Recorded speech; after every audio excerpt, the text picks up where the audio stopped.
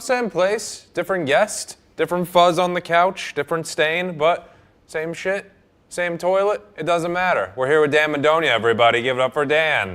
Hello, cameras. How's it going, Nick? Pretty great. You know, people keep thinking I use these glasses for skiing, and I've never skied in my life. These are for driving very fast on the Palisades Parkway. Oh, I thought those were the glasses you had to have if your husband was a owner of a basketball team that made racist comments. Oof, my favorite. Indeed. What? You look more of a Taconic Parkway type of guy. I do. I spend a little too much time on the Taconic Parkway. Because you're like upstate New York, right? Like, I'm in Beacon. You're in Beacon? I'm in Beacon. Oh shit! Okay, you're near me.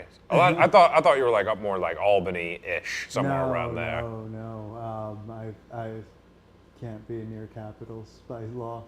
Because like I am from like the Orange County area, so I actually people grew up in Orange County. Where about? Newburgh. Newburgh? So Yeah. right across the river. Yeah. Sweet. Yeah. You ever see any crime? Yes, actually, if you are, the thing is, if you're from Newburgh, everybody from Newburgh you have a 1 in 16 chance of being a victim of a violent crime. And it happened to be me every 16th time. Well, I'm not good with fractions, but I mean, fuck. Yeah, I definitely got. So, why don't we play a game in this? It's called "What crime did this? What city did this crime happen in?" You good with that? Okay, let's All go. right, let's think off the top of my head. Let's think. All right, maybe not crime. Let's restart. What what terrible thing happened in this part of the Hudson Valley? Let's see if we know our lore very well. All right, you know the serial killer Nathaniel White? I don't. Great guy, friend of the show. But, so, I want you to guess the town it happened in. Your only hint, it's in the Orange County area. Okay. Nathaniel White was a serial killer, murdered a lot of people in Newburgh, but buried them in a different town. Where was that town? Middletown? Middletown? Close. Middletown? People think it's Midtown. Not exactly. But that town is Goshen, New York. And the place that the bodies were found is now, Legoland's New York, everybody. Not a sponsor of the show. Not a friend of the show either. But a great support. I'm a Lego fan. What's your favorite Lego? I like a red rectangular. I thought you were about to say red 40. Four studs across, 2 studs long, 2 studs wide. Okay. That's probably my go-to. I like a mean Millennium Falcon Lego set. That's a good set, yeah. All right, let's talk. What's the next tragic thing? Oh, this one's more of an easy one.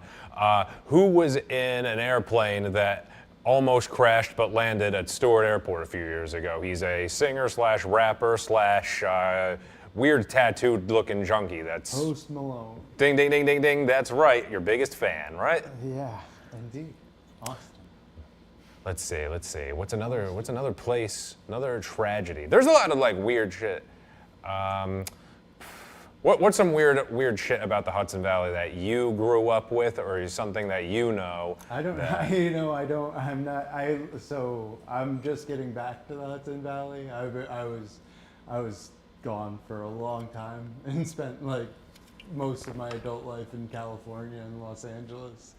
So like I lived there, but I've tried to repress as much as possible about the place. But why repress? Oh, because it was horrible.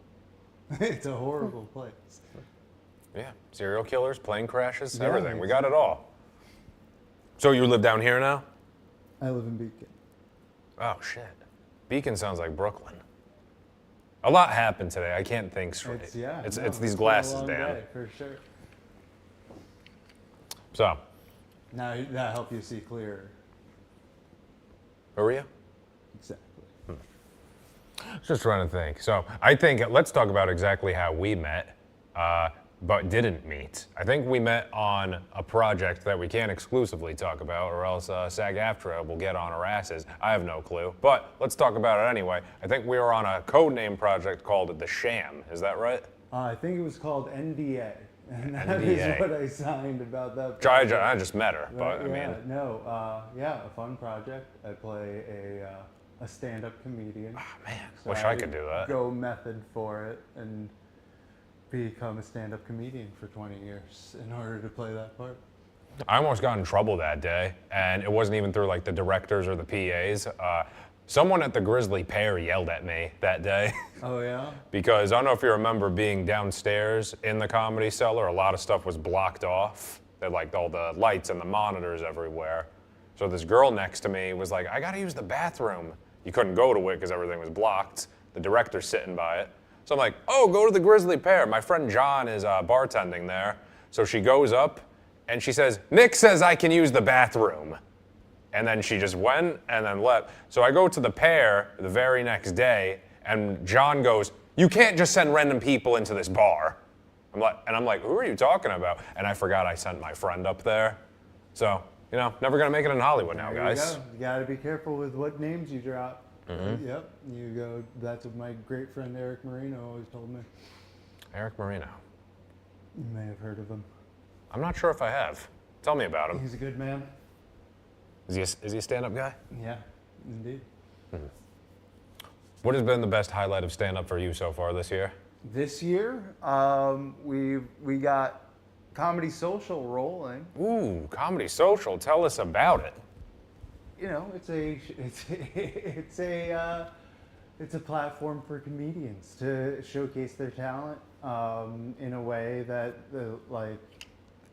isn't being done right now. Where there's nobody really showcasing comedians working on their material. Like all clips on social medias are just podcast clips. I don't even know what a podcast is. Exactly, podcast clips and crowd work clips. So we've got comedians that are doing real material that they worked on and that they want to present, and everybody's working together.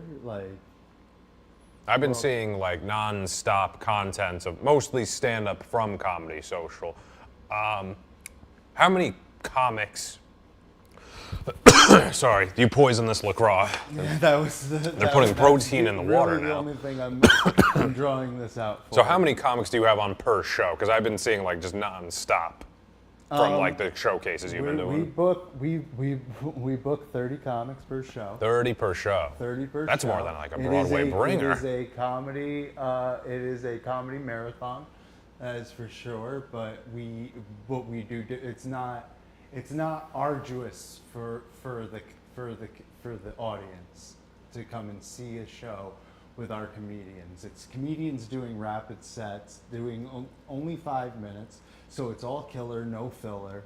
We treat the audience to they get drinks and they get fed, and it feels a lot more like a party than just going to a comedy show. What I earlier described it as, it's a lot more reminiscent of a Red Fox album listening party that would happen back in the day. I love me some Sanford and Son. Exactly. So we're having a good time. We're just being genuine to the art of stand-up. Now, I'm assuming it's like what, a 3-hour show?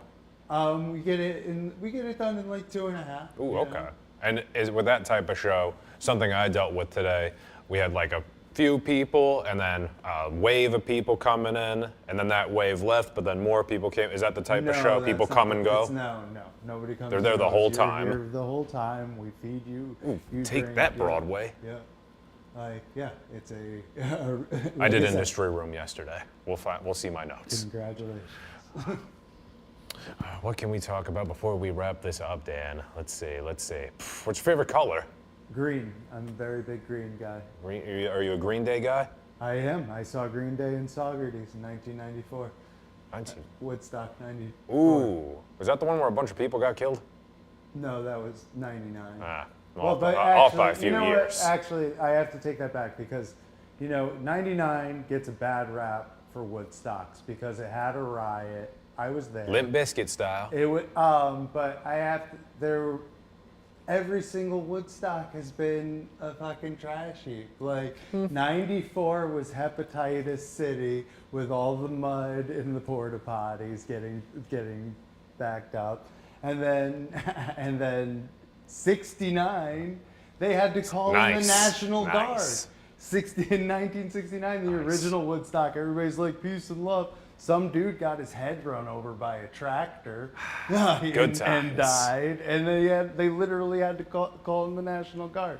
So I'm going to go out on a branch here and say there's been no successful Woodstock. And that, everybody, has been Dan Madonia. You could see him live at Woodstock soon. I've done that. Yeah.